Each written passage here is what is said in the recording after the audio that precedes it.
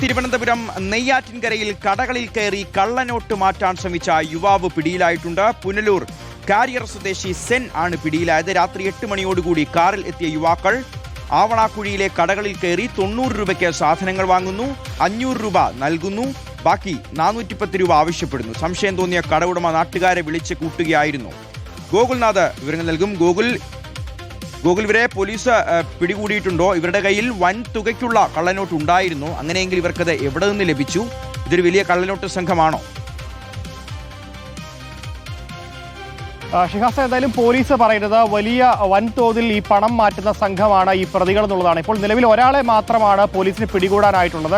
Kollam Punalur carrier സ്വദേശിയായിട്ടുള്ള 46 വയസ്സുള്ള ഷൈനെയാണ് ഇപ്പോൾ police പിടികൂടിയത്. ഇയാളുടെ ഒപ്പം ഉണ്ടായിരുന്ന ഒരാൾ രക്ഷപ്പെട്ടതായിട്ടാണ് വിവരം. ഇയാൾക്ക് വേണ്ടിയുള്ള തിരച്ചിൽ ഇപ്പോൾ പോലീസ് തുടങ്ങിയിട്ടുണ്ട്. എന്തായാലും പോലീസ് പറയുന്നത് ഇന്ന് വൈകുന്നേരം 8 മണിയോടെയാണ് ഈ പ്രദേശത്തേക്ക് ഒരു കാറിൽ 2 പേർ വന്നിറങ്ങുകയും തുടർന്ന് 500 രൂപ നോട്ട് പലയിടങ്ങളിൽ പ്രദേശത്തെ ബേക്കറികളിലും അതുപോലെ തന്നെ പലചരക്ക് സ്ഥാപനങ്ങൾ അതേപോലെ തന്നെ പലവ്യഞ്ജന സ്ഥാപനങ്ങളിലൊക്കെ നൽകുന്നു. തുടർന്ന് 90 രൂപയ്ക്കും അതിൽ താഴെയുള്ള തുകകൾക്കും പണം കൊടുത്ത ശേഷം പിന്നീട് ഈ 500 രൂപയ്ക്ക് ബാലൻസ് പല കടകളിൽ നിന്നും വാങ്ങുകയായിരുന്നു ഇവരുടെ രീതി. എന്തായാലും ഈ പ്രദേശത്തെ പല കടകളിൽ കയറുന്നത് ശ്രദ്ധയിൽപ്പെട്ട ബേക്കറി ജീവനക്കാരനാണ് ഇത്തരത്തിൽ ബേക്കറി ഉടമയോട് കാര്യങ്ങൾ സംസാരിക്കുകയും തുടർന്ന് നാട്ടുകാർ ഇടപെട്ട് ഈ പ്രതികളെ പിടിച്ചു വെക്കുകയുമായിരുന്നു. ഇതിൽ ഒരാൾ പോലീസ് എത്തും മുൻപേ ഓടി രക്ഷപ്പെടുകയും ചെയ്തു. എന്നാൽ ഇപ്പോൾ കൊല്ലം കാലിയർ സ്വദേശിയായിട്ടുള്ള 46 വയസ്സുള്ള ഷൈനെയാണ് പോലീസ് പിടികൂടിയത്. ഇയാളുടെ പക്കൽ നിന്നും വലിയൊരു തുക നോട്ടുകൾ പോലീസിന് കണ്ടെത്താൻ സാധിച്ചു എന്നുള്ളതാണ് പറയുന്നത്. എന്തായാലും ഇവർ എത്തിയിട്ടുള്ള വാഹനം ഇപ്പോൾ പോലീസ് കസ്റ്റഡിയിൽ എടുത്തിട്ടുണ്ട്. മാത്രമല്ല ഈ ഷൈനെ ഇപ്പോൾ ചോദ്യം ചെയ്തു വരികയാണ്. എവിടെ നിന്നാണ് ഇവർക്ക് ഈ കള്ളനോട്ട് കിട്ടിയതടക്കമുള്ള കാര്യങ്ങൾ ഇപ്പോൾ പോലീസ്